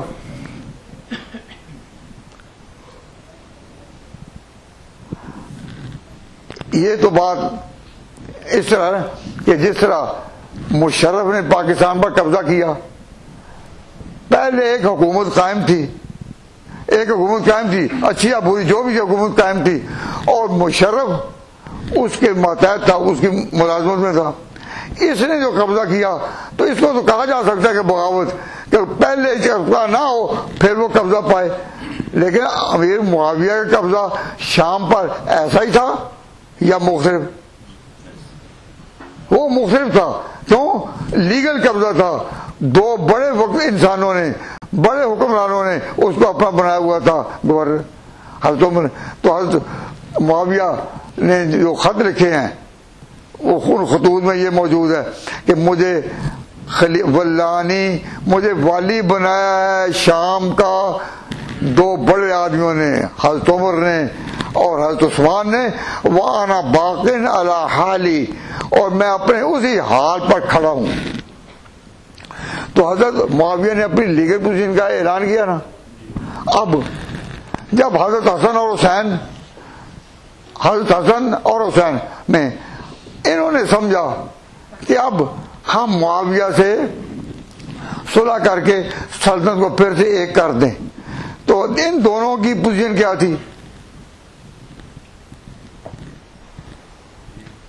Legal position. What was the legal position of Hassan and Hussein at that time? حضرت علی جب شہید ہوئے، آخری وقت میں ان سے پوچھا گیا کہ آپ کے بعد والی کون ہو؟ ہم آپ کے بیٹے حسن کو بنائیں. حضرت علی نے کہا میں نہ کہتا ہوں نہ روکتا ہوں. میں نہ کہتا ہوں کہ اس کو بناؤ اور نہ روکتا ہوں کہ نہ بناؤ. تم نے اپنے ملک کو چلانا ہے، میری اسٹیٹ، میں خلیفہ راشد ہوں، عثمان کا جانشین ہوں، تو میں نے اپنے ملک کو چلایا. اب تم لوگوں نے چلانا ہے، جس کو تم چاہو بلا لو. حسن کو میں نہ اقرار کرتا ہوں نہ انکار کرتا ہوں. جب حضرت علی مرتضیٰ شہید ہو گئے تو ان لوگوں نے جو حضرت علی کو خلیفہ مانتے تھے انہوں نے حضرت حسن کو اپنا خلیفہ بنایا اور ان کے ہاتھ پر بیعت کر لی. تو حضرت حسن کون تھے؟ یہ خلیفہ تھے باقاعدہ طور پر لیگل. حضرت علی خلیفہ راشد تھے ہمارے عقیدے میں، اور حضرت حسن ان کے جانشین جو ہوئے وہ بھی خلیفہ تھے. تو حضرت حسن کی پوزیشن کیا تھی؟ لیگل. اور ادھر معاویہ کی پوزیشن کیا تھی؟ وہ بھی لیگل. حضرت معاویہ کہتے تھے کہ میں عمر اور عثمان کا مقرر کرتا ہوں اور سال سے والی شام ہوں. اور وہ کہتے تھے علی خلیفہ راشد ہیں، ان کے بعد ہمارے ملک میں جو خطہ ہمارے پاس تھا انہوں نے حضرت حسن کو چنا ہے. تو حسن نے کہا کہ میں اب پھر سے مسلمانوں کو ایک کرنے کے لیے صلح کرنے کے تیار ہوں. تو صلح کہنے میں ہوئی؟ بولو، صلح پھر کہنے میں ہوئی؟ حضرت معاویہ میں اور حضرت حسن میں. جب ان دونوں میں صلح ہوئی تو اب اس وقت حضرت معاویہ نے اعلان کیا کہ اب میں پوری مسلم سلطنت، مسلم اسٹیٹ، دنیا میں جو مسلمانوں کی قلم رو ہے، جن پر مسلمان کا قلم چلتا ہے، اب میں اس کا والی ہوں. اب اس وقت امیر معاویہ نے اپنے آپ کو کہا کہ اب میں خلیفہ ہوں. تو خلیفہ میں جو پہلا عرصہ تھا وہ کتنا تھا امیر معاویہ کا گزرا؟ پہلا یاد رکھو گے؟ حضرت معاویہ کا پہلا قبضہ جو تھا اس جگہ پر رہا وہ تھا کمپلیٹ 20 ایئرس، یعنی 20 سال حضرت معاویہ کا پہلا قبضہ تھا اس جگہ پر. اور جب حضرت حسن نے ان کو سلطنت دے دی تو پھر وہ کیا بن گئے؟ ساری مسلم اسٹیٹ کے ہیڈ. تو ساری مسلم اسٹیٹ کے ہیڈ وہ کتنا عرصہ رہے؟ وہ بھی 20 سال.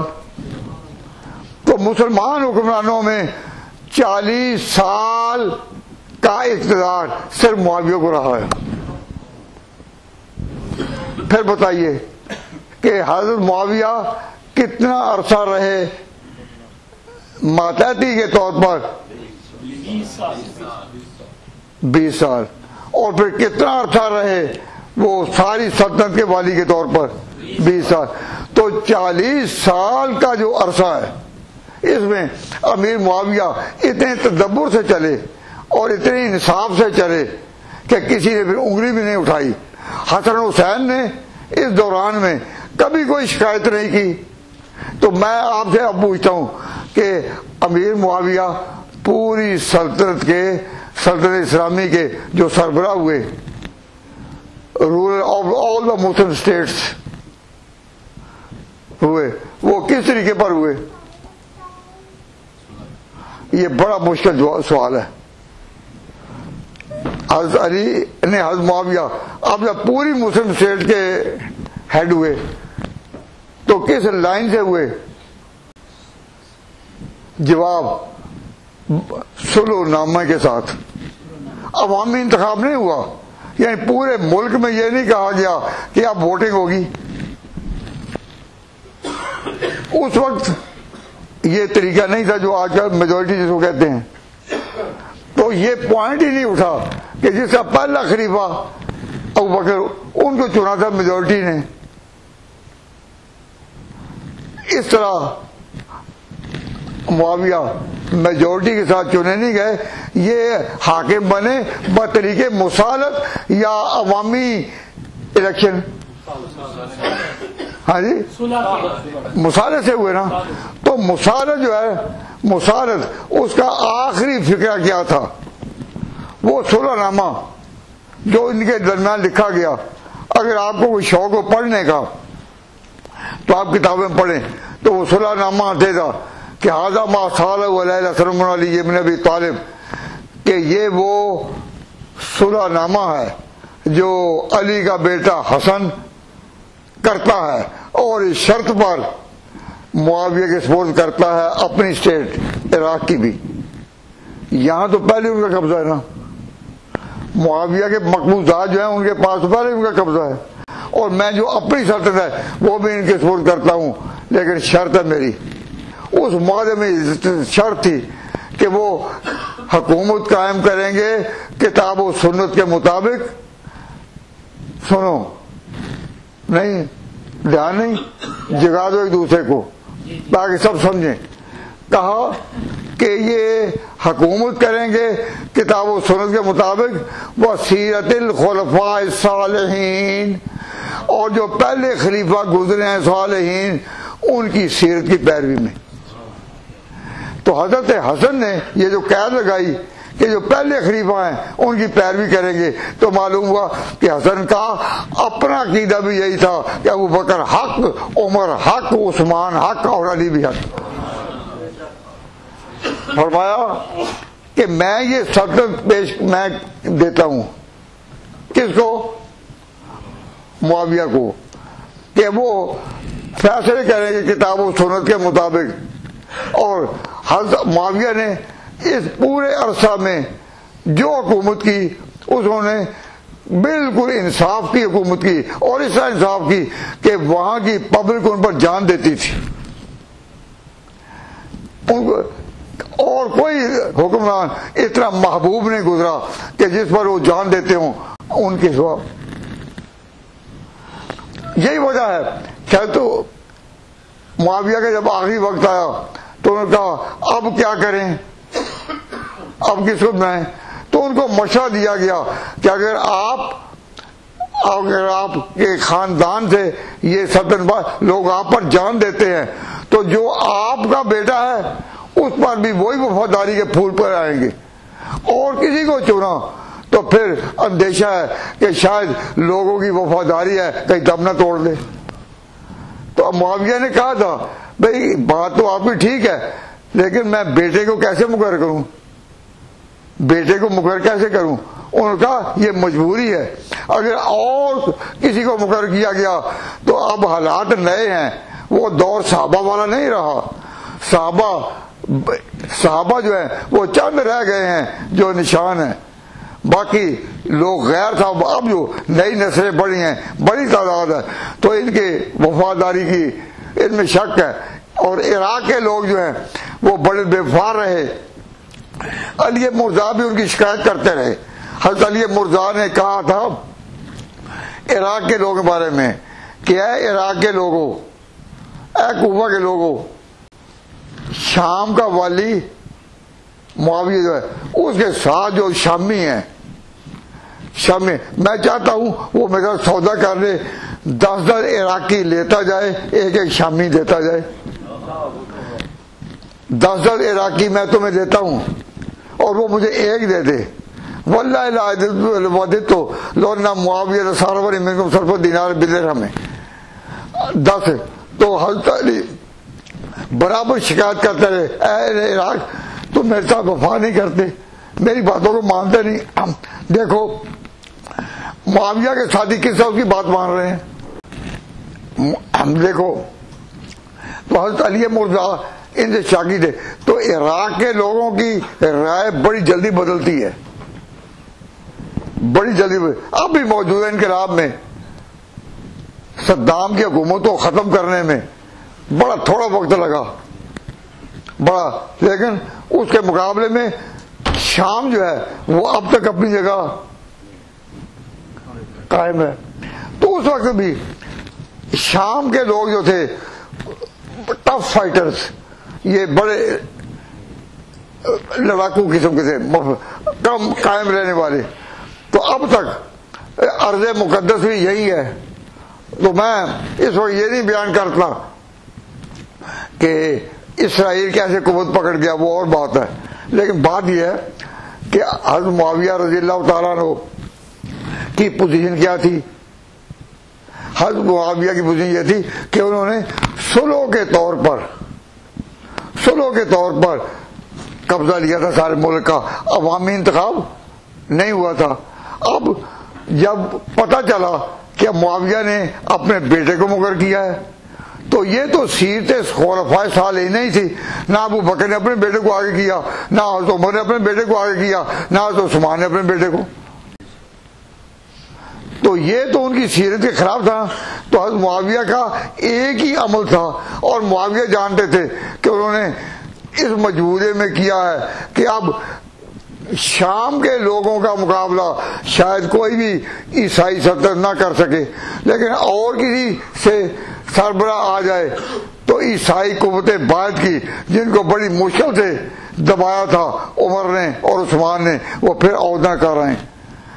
تو معاویہ کو مغیرہ بن شعبہ نے یہ بات بتائی تھی جس کی بنا پر انہوں نے کیا. لیکن حضرت حسین جو تھے وہ تو سمجھ رہے کہ جب, سنو, حسین تو یہ سمجھ ہوں گے نا کہ جب انہوں نے قبضہ کیا تھا صلح نامہ کی روح سے, تو صلح نامہ کی جو آخری دفعہ تھی وہ امیر معاویہ کے انتقال کے بعد قائم نہیں رہی.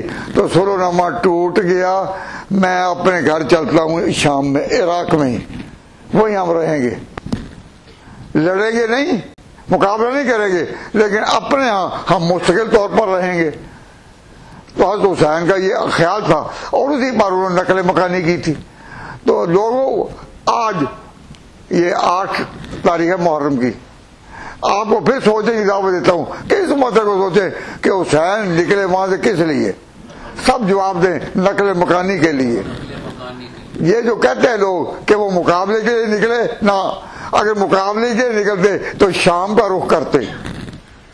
اور یہ کوئی طریقہ ہے کہ جہاد کے لیے جاؤ, مقابلے کے لیے جاؤ تو بیوی ساتھ ہو, بہن ساتھ ہو, ننھے معصوم بچے ساتھ ہوں. اس طرح فیملی کو لے کر کوئی جہاد میں جاتا ہے؟ حضور نے بدر کے مارکہ میں, احد کے مارکہ میں, کہیں وہ نکلے اپنی بیٹیوں کو ساتھ لے کر, کہیں فاطمہ کو ساتھ لے کر, کہیں عائشہ کو ساتھ لے کر. لڑائی کے لیے نکلنے میں بچوں کو ساتھ لیا جاتا ہے یا نہیں؟ بولو. تو اگر حضرت حسین اس لیے نکلے, اب کتنی بات غلط ہے کہ وہ اس کے لیے مقابلے میں نکلے تھے. اور اب تک شاعرانہ ادا میں یہ کہا جاتا ہے کہ یہ جنگ نامہ تھا، یہ جنگ نامہ تھا، نہیں، حضرت حسین کو اور اہل بیت کے ان معزز ارکان کو ظالمانہ طور پر جب یہ حالات پیدا ہو گئے تو حکومت نے اپنی حکومت کو قائم کرنے کے لیے رستے میں حضرت حسین کو بڑے پیغام بھیجے۔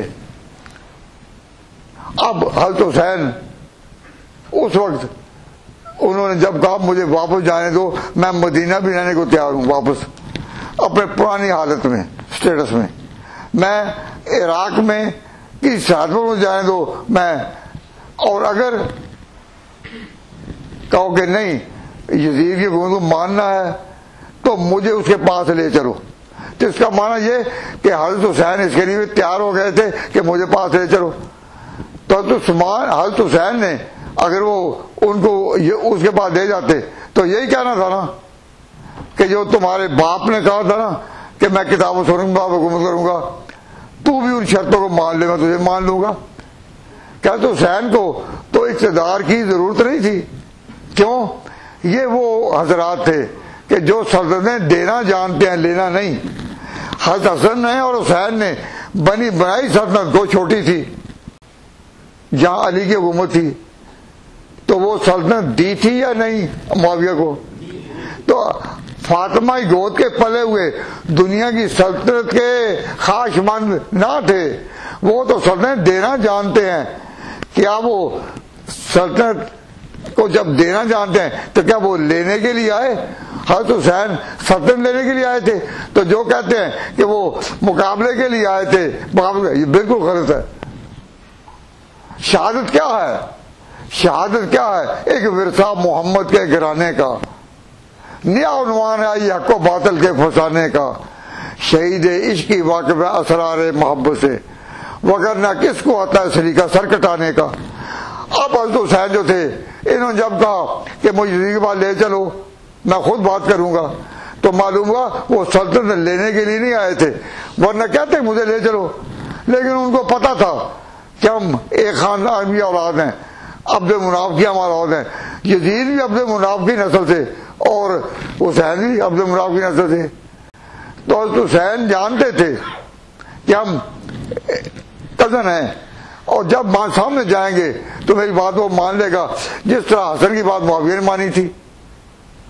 تو حضرت حسین نے آخری دم تک کوشش کی لڑائی نہ ہو، لڑائی نہ ہو، لیکن جب کہا نہیں جی بیعت کریں یزید کی لیکن ہمارے ہاتھوں پر، ابن زیاد نے کہا کہ نہیں آپ کو بیعت کرنا ہوگی یزید کی لیکن میرے ہاتھوں پر۔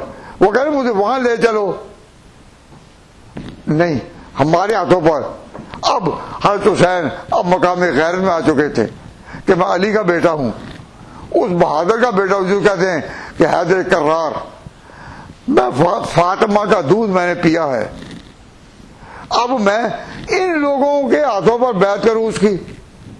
تو حضرت حسین اس طرح مقام غیرت میں آ گئے جس طرح مولانا اسماعیل شہید اور سیدہ مشید بالا کوٹ میں غیرت پر آئے تھے۔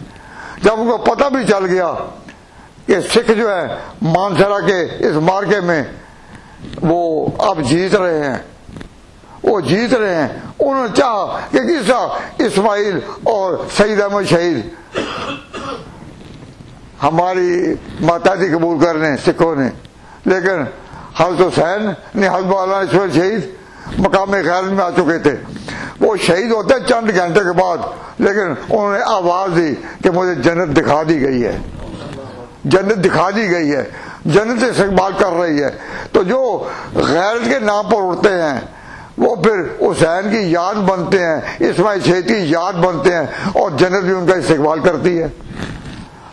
تو حضرت حسین نے وہاں پھر اپنی جرأت دکھائی، تو جس کو کہتے ہیں مار کا کربلا، تو وہ کربلا کا واقعہ پیش آیا، چند لوگ تھے حسین کے ساتھ اور فوجیں تھی ابن زیاد کے ساتھ۔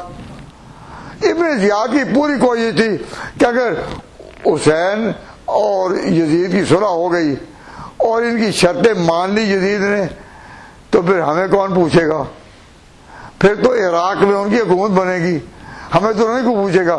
انہوں نے جلدی کام اٹھایا, اور جلدی جب کام اٹھایا, اس سے پہلے جب یہ سائل بن کر آتے تھے ابن زیاد کے لوگ, نماز کا وقت ہو گیا ہے, کہتے نماز کا وقت ہو گیا, تو نماز میں حضرت حسین جب نماز پڑھاتے تو یہ حملہ کرنے والے بھی اور جو ان کے اکٹھے نماز پڑھتے, تو حسین کے ساتھ یہ ملتے تھے, رات دن مشورے کرتے تھے. لیکن جب حضرت حسین نے کہا کہ میں مقابلے میں کھڑا ہوں, کوشش کرو میں مقابلہ تمہارا کروں گا, لیکن مجھے لے چلو اس کے پاس تو بات سیدھی ہو جائے گی, اگر نہیں تو میں تمہارے ہاتھ پر بیٹھ کرنے کو تیار نہیں. تو اس میں رہ گئے عراق منتظر کشتے حجاز تشرا کام, خون حسین باز ہے کوفہ اور شام, کوفہ عراق کا اور شام ان کا, کوفہ اور شام میں خیشہ. اب ہمارے عوام جو ہے ان میں ابھی تک یہی ہے کہ یہ مار کا تھا. اب پاکستان میں بھی کوئی ایسی فضا بنا رہے ہیں کہ جی ایسی بات نہ کرو, ایسی بات نہ کرو کہ شیعہ ناراض ہو جائیں, ایسی بات کرو, ایسی بات کرو کہ مکہ محرم کا اور کربلا کا سارا ملبہ یزید پر گراؤ. بھائی یزید کی آج کوئی قوت ہے؟ وہ یزید اور اس کے حامیوں کے پاس دنیا کوئی ملک ہے کوئی ان کے پاس شہر بھی ہے اور کسی ایک گاؤں پر ان کا قبضہ بھی ہے. جب یزید کے پیراؤں کا اور اس کے مداحوں کا قبضہ ایک شہر پر بھی نہیں دنیا میں, اور شیعت جو ہے اس کے پیچھے ایک پورا ملک کھڑا ہے ایران. اب ان کے کئی حلقے عراق میں قائم ہو چکے. میں خود کربلا گیا ہوں, میں نے وہاں کا منظر خود دیکھا ہے, میں ان کی تفصیل آپ کے سامنے. تو شیعہ میں اختلاف نہیں میں اسے کرتا, ایک بڑی قوت ہے. تو جو اتنی بڑی قوت ہے کہ جس کے مقابلہ میں کوئی سلطنت بھی اسلامی نہیں اٹھتی, کوئی سلطنت بھی اسلامی نہیں اٹھتی. اب ان کی مخالفت کریں تو ملکوں کو سوچنا پڑتا ہے نا پالیسی کا, لیکن یزید کی مخالفت کرنا آسان ہے نا کہ نہیں؟ کیوں؟ اس کے پاس تو کوئی طاقت ہی نہیں. تو اب مسلمانوں کو کہا جا رہا ہے کہ جو اس کا ملبہ یزید پر ڈالے کرے کہ وہ ہے اہل بیت کا وفادار. تو میں یہ کہتا ہوں کہ یہ فیصلہ ہم پر نہیں. میں بات ختم کرتا ہوں, بات لمبی نہیں کرتا. دل تو چاہتا ہے کہ صحیح رات بیان کرتا ہوں, لیکن کروں کیا؟ سننے والوں میں اسی ہمت نہیں, اس لیے مجھ کو تڑپنے کی تمنا کم ہے, وسعت دل ہے بہت, وسعت سہارا کم ہے. میرے دل میں تو الحمدللہ عزم ہے, میں اب بھی بیان کر سکتا ہوں اور بھی گھنٹہ بیان کر سکتا ہوں, لیکن وسعت دل ہے بہت, وسعت سہارا کم ہے. آپ میں ہی شاید اتنی ہمت نہ ہو. اور جب ہم اس جگہ ہر ہفتے کو درس دیتے ہیں تو لوگ کہتے نہیں ہمیں جی عمل کی بات بتاؤ, عمل کریں ٹھیک, لیکن یہ سمجھائیں نا. تو میرے ساتھ اختلاف کسی کا نہیں, سوائے اس کے مجھے کہتے ہیں کہ آپ جو دین سمجھاتے ہیں دل و دماغ میں اتر جاتا ہے. تو ہمیں یہ نہ بتائیں, ہمیں یہ بتائیں, کوئی عمل بتائیں, کوئی وظیفے بتائیں, اللہ اللہ کرو, اللہ اللہ کرو, اللہ اللہ کرو. تو میں نے کہا حضور فرما چکے میں یرید بھی خیرن, کہ جو اللہ تعالیٰ جس کے ساتھ خیر کا ارادہ کرے یفقہہ فی الدین, ان کو سمجھ دیتا ہے. اللہ آپ کو سمجھ دے تو آپ انگلینڈ میں رہتے ہوئے بھی اسلام کا جھنڈا اونچا کریں گے, اور سمجھ نہ ہو تو کتنا ہی کریں, لیکن صرف دعاؤں سے کام نہیں چلتا. اگر زندگی میں مار کا نہیں, زندگی میں ہمت نہیں کر سکتے بلا مار کا زندگی کی تلافی. اے مومنین, اگر تم ایسی زندگی بسر کرو کہ جس میں ارادہ عزم نہ ہو, مار کا ہرائی نہ ہو, تو کر سکتے بلا مار کا زندگی کی تلافی. اے پیر حرم تیری مناجات سحر کیا, صبح کے وقت تم مناجات کرے خدا کی، یا اللہ مدد، یا اللہ مدد، یا اللہ مدد. لیکن پیغمبر نے تو تیار کیے تھے لوگ، اللہ کا حکم تھا اعدوا لهم ما استطعتم.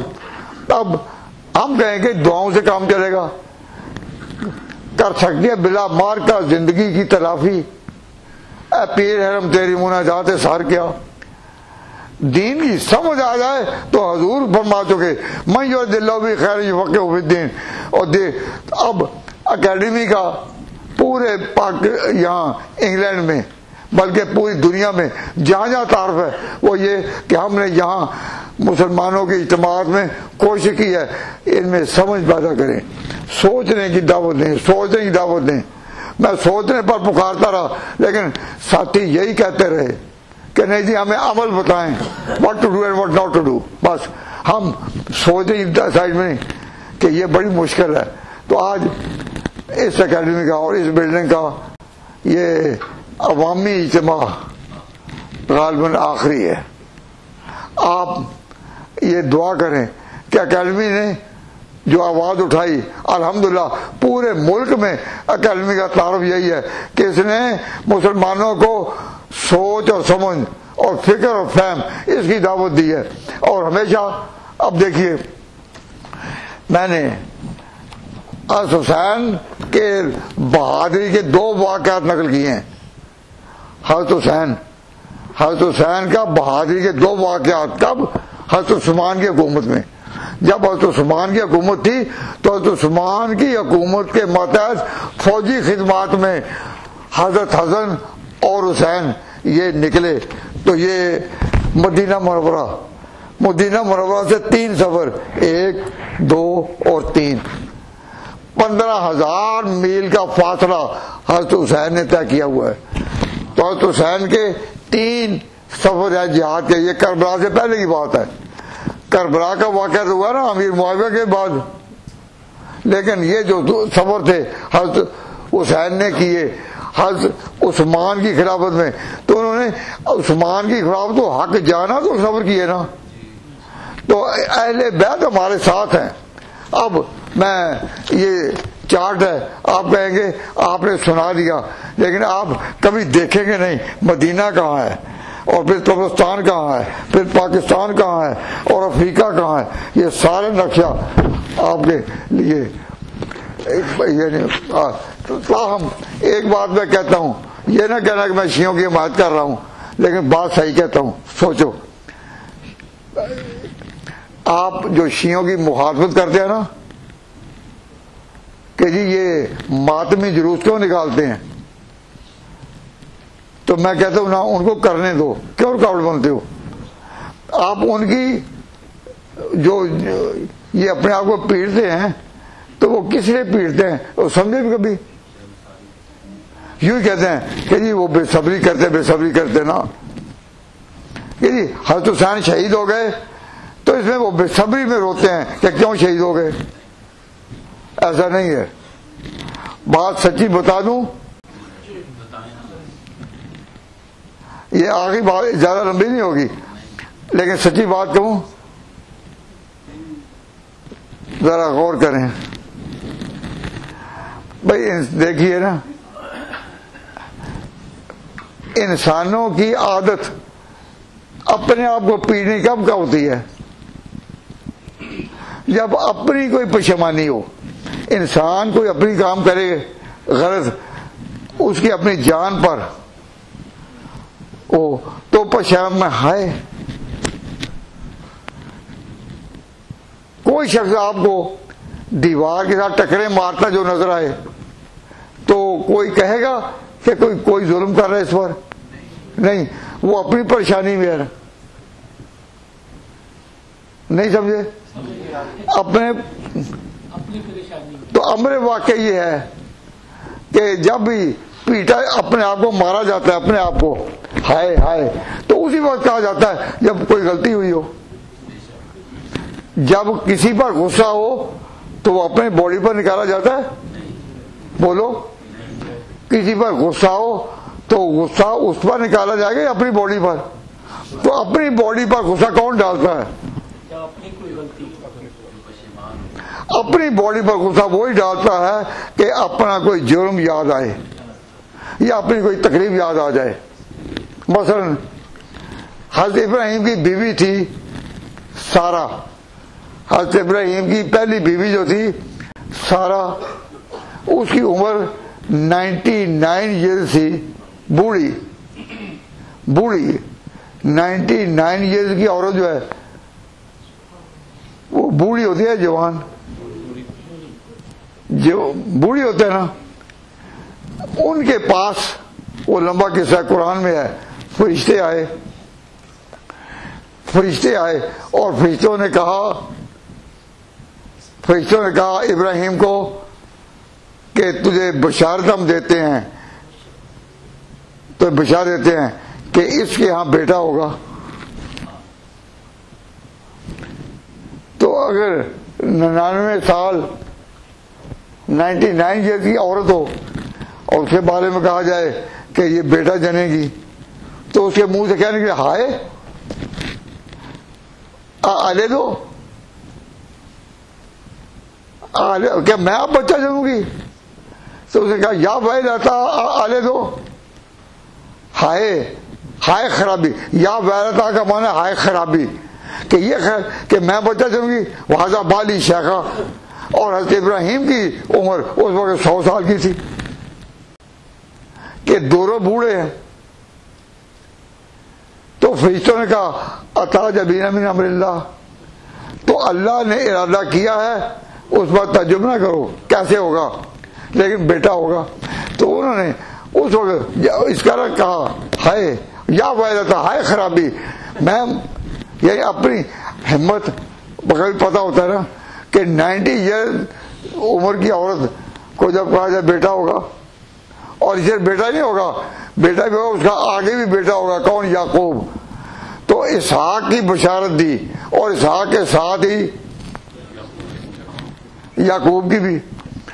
اس سے پتہ چلا کہ جو قربانی کے لیے ابراہیم کا بیٹا ساتھ تھا وہ اسحاق نہیں، وہ تھا اسماعیل. کیوں؟ اسحاق کی تو جب بشارت دی گئی تھی تو ساتھ ہی کہا تھا اس کا آگے بھی بیٹا ہوگا یعقوب. تو اگر ابراہیم کو کہا جاتا کہ یہ اس کو ذبح کرنا ہے تو ان کو پہلے پتا ہوتا کہ اس کا تو آگے بھی بیٹا ہوگا. تو یہ ذبح نہیں، ایک امتحان ہے. اللہ تعالیٰ نے اسماعیل کی بشارت دی تو یہ نہیں بتایا کہ اس کی آگے نسل ہوگی. اسحاق کی بشارت دی وَمِن وَرَاءِ اسحاق یعقوب، کہ سارا کیوں تعجب کر رہی ہے اللہ کے اوپر، تیرے یہاں اسحاق ہوگا اور اس کا آگے بھی ہوگا. تو معلوم ہوا کہ ذبیح اللہ وہ اسماعیل تھے، اسحاق نہیں تھے. اب اپنے آپ کو حضرت حسین تو شہید ہو گئے، لیکن بعد میں عراق والوں کی بے وفائی کا بوجھ اٹھانے والوں کی رگے ایمانی پھڑکی کہ ہے ہم نے کیا کیا، ہائے ہم نے کیا کیا. تو بڑے پریشان ہوئے کہ ہم نے مطلب کو سمجھائی کہ ہم نے حسین سے بے وفائی نہیں کی، ہمیں پورے دین سے کی ہے بے وفائی، کہ ان کو بلا کر ہائے کیا کیا ہم نے. تو ایک شخص تھا سلیمان بن سرد خزائی قبیلے کا. سلیمان بن سرد خزائی کے مکان پر وہ جمع ہوئے کہ ہم سے بڑی غلطی ہوئی. جب بڑی غلطی ہوئی تو پھر یہ اس کے مکان سے نکلے پیٹتے ہوئے، کیا کر بیٹھے. تو غصہ اپنے اوپر ہے. تو یہ جب ماتم کے لیے نکلتے ہیں تو وہ حضرت حسین پر نہیں ماتم کر رہے، نہ سنیوں کو کوئی دکھ دیتے ہیں، سنیوں کو بھی دکھ نہیں دے رہے، اپنے ایک جرم کے اقرار میں اپنے آپ کو پیٹتے ہیں. تو آپ کیوں اس کے مخالفت کرتے ہیں؟ تو جو ان کے جلوسوں کی مخالفت کرتے ہیں میں نہیں کرتا. ہم کہتے ہیں کہ اگر سچے دل سے پیٹتے ہوں تو شاید اللہ تعالیٰ ان کو معاف کر دے، لیکن ان کا پیٹنا کائے کے لیے ہے؟ وہ اس لیے نہیں کہ حضرت علی کہ حضرت اگر حسین پر پیٹتا ہوں تو حسین نے تو خود وصیت کی تھی کربلا میں اپنی شہادت سے پہلے، اے خواہر گرامی، اپنی بہن زینب کو کہا تھا باقر مجلسی نے اس کو ان الفاظ میں فارسی میں بیان کیا ہے کہ خواہر گرامی ترا سوگند مید ہم کہ تو امانتے آلتے گئے اہل جفا بعد میں بکار اہلت کنم. اے میری بہن میں مرنے سے پہلے تجھے نصیحت کرتا ہوں جب ان ظالموں کی تلوار سے میں مارا جاؤں تو میرے لیے تو نے اپنے منہ پر تھپڑ نہیں لگانے وہ جامع خدا چاک مکون اپنے کپڑے پھاڑنے نہیں بلکہ وہی بات تو نے وہی بات کہنی ہے جو حضور کی وفات پر حضور فاطمہ نے کہی. فاطمہ نے جس طرح وہاں صبر کیا تو دین کی تعلیم یہ ہے تو نے یہ نہیں کرنا. تو حضرت حسین تو کیا کہتے تو لہذا یہ حضرت حسین کی وسیع مخالفت نہیں کرتے کہ حضرت حسین کو رو رہے ہوں نا, یہ روتے ہیں اپنی غلطی پر. تو دعا کرو اللہ ان کی غلطی معاف کرے. تو اب جب وہ اپنے آپ کو پیش کرتے اپنے لیے کبھی غصہ دشمن پر ہو تو کوئی اپنے آپ کو مارتا ہے؟ کیوں نہیں بتائیں؟ کوئی اپنے آپ کو مارتا ہے؟ تو اب یہ جو اپنے آپ کو پیٹتے ہیں صرف غلط کیا ہے کہ جب یہ کہتے ہیں عقیدہ ہمارا, عمل ہمارا, پیٹنا ہمارا, دن ہمارے, یاد ہماری, تو ہم صرف یہ کہتے ہیں کہ جب ہر چیز آپ کی ہے تو یہ پیٹو بے شک, لیکن اپنے محلوں میں, اپنے علاقوں میں, پبلک سڑکوں میں کیوں آتے ہو؟ آج پاکستان کا خاص طور پر پنجاب کا کیا حال ہے؟ اس وقت سڑکوں پر, ہر شہر کی بڑی بڑی سڑکوں پر قبضہ کس کا ہے؟ پولیس کا. ٹریفک بند, رستے بند, پابندیاں. کیوں؟ جی محرم ہے.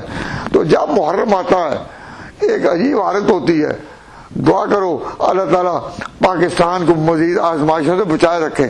2 سال ہوئے جو راجہ بازار میں راول پنڈی میں جو ہنگامہ ہوا, بڑے دکھی داستان ہے. تو جب بھی یہ واقعہ, اگر حکومت جرم مندانہ قدم اٹھائے تو ان کو پابند کر دے اپنی آبادیوں میں, بے شک روز ہی پیٹا کریں, ہمیں کیا, روز ہی پیٹے تو ہمیں کوئی ڈر ہے؟ ہم تو کہتے ہیں روتے ہی رہیں, جتنا بھی زیادہ وقت ان کا لگے تو روتے ہیں, شاید اللہ تعالیٰ ان کو معافی دے دے. تو یہ سنی بھائیوں میں آپ سے یہ کہتا ہوں کہ ان کے جلوس اگر اپنے علاقوں میں ہوں تو آپ مخالفت نہ کریں. جب یہ کہتے ہیں عقیدہ ہمارا, پشیمانی بھی ہماری, عمل بھی ہمارا, بدن بھی ہمارا, چھاتیاں ہماری اور چھریاں بھی ہماری, بہتا خون بھی ہمارا, تو ہم کہتے ہیں اگلا فکر بھی کہہ دو کہ محلے بھی ہمارے. اب یہ تو نہیں کہ یہ ہمارا عمل ہمارا, محلے تمہارے, سڑکیں تمہاری. اگر یہ نہ کہتے نہیں تمہارے محلوں میں تو کیا راول پنڈی کا راجہ بازار کا واقعہ پیش آتا؟ تو اللہ تبارک و تعالیٰ جل شانہ سمجھنے کی توفیق عطا فرمائے. تو اب بتائیے, ہم لوگ یہ سمجھتے ہیں کہ یزید کے پاس اگر حسین کو لے جاتے تو ممکن ہے وہ اس کو بھی توبہ نصیب ہو جاتی. کیوں؟ ان اولیاء کی نگاہ کا بھی بہت عزت ہے. اولیاء اللہ میں نگاہ بھی بعض اوقات ایسی ہوتی ہے, گاہ تیری نگاہ تیز چیر گئی دل وجود, کہ مومن کی نگاہ, اس کی نظر کی جولانیاں نہ پوچھو, نظر حقیقت میں وہ نظر ہے اولیاء اللہ کی, اور ضروری نظر بھی ایسا کام کرتی ہے کہ تمہاری سوچ اور تمہارے ہتھیار وہ کام نہیں کر سکتے. نظر کی جولانیاں نہ پوچھو, نظر حقیقت میں وہ نظر ہے, اٹھے تو بجلی پناہ مانگے. جب مومن کی نظر اٹھتی ہے بجلی بھی پناہ مانگتی ہیں, گرے تو کھانا خراب کر دے. تو حضرت حسین کو اگر لے جا دیتے ممکن ہے یزید کی سیر بدل جاتی ساری. لیکن ہم تو کہتے ہیں کہ ابن زیاد نے ظلم کیا جو ان کو سامنے نہیں ہونے دیا. یہی وجہ ہے کہ یزید کے ہاں جب اہل بیت کا یہ اجڑا ہوا قافلہ, جو حضرت فاطمہ بھی تھی, جو حضرت علی حسین کی بیوی تھی, بہن بھی تھی زینب, بیٹا زین العابدین بھی تھا, جب یہ اجڑا ہوا قافلہ اہل بیت کا شام پہنچا تو ان کو اس حالت میں دیکھ کر, اپنے کزنز کو اس حالت میں دیکھ کر یزید بھی رونے لگا. اسے کہا میں نے ابن زیاد کو یہ تو نہیں کہا تھا. بہرحال میں اس کی حمایت نہیں کرتا, لیکن اس کی سلطنت میں جو ہوا, میں جب یزید کی خراب تقریر کرتا ہوں تو میں اس کے ذمے جرم یہ لگاتا ہوں کہ اس کا ایک ہی جرم ہے کہ جب اس کو پتا تھا کہ حسین مدینہ سے نکل آئے ہیں تو خود حاضر ہوتا ان کے پاس، تو پھر ابن زیاد کو موقع ملتا، اس نے ابن زیاد کو کیوں بھیجا؟ اس لحاظ سے میں یہ کہتا ہوں کہ اس نے ظلم کیا اور اس کی بدبختی کی انتہا ہے، ہمارے دلوں میں اس کے لیے کوئی نرم گوشہ نہیں، لیکن اس وقت ملک خطرے میں اگر ہے تو شیعہ عقائد کے وہ خطرے میں ہے۔ اس وقت یزید کے نام پر کوئی بیرونی قوت نہیں ہے، تو خواہ اس پر وقت ضائع کرنا۔ ایک مولوی صاحب تقریر کر رہے تھے، کہتے یزید نے جب ابن زبیر پر حملہ کیا تو اپنے فوجیوں کہا کہ مدینہ کی عورتوں کو پڑھ جاؤ، اور لشکر پڑ گیا۔ کیا آج بھی اگر کوئی فوجی کمانڈر چیف اپنے فوجیوں کہے کہ تم یہ غلط کاری کرو تو لوگ اب بھی ایسے ہیں جو کھڑے ہو گئے کہ ہم نہیں کرتے؟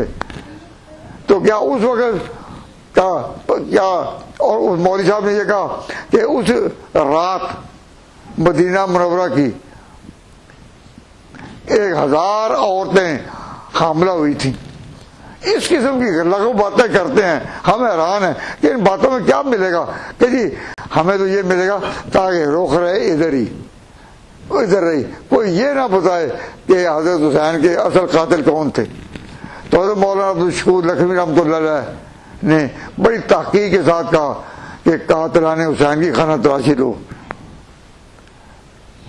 میں ان کلمات پر اپنی بات ختم کرتا ہوں، اور آپ میں سے جنہوں نے پھر پڑھنا ہو تو یہ کیلنڈر ہے کچھ وہ لے سکیں گے، لیکن کھانا کھانے کے بعد جس کا دل چاہے اپنے دوستوں کو بھی دیں، گھروں میں بھی لگائیں، یہ زینت بھی ہیں، لگا سکیں گے۔ وما علینا الا البلاغ۔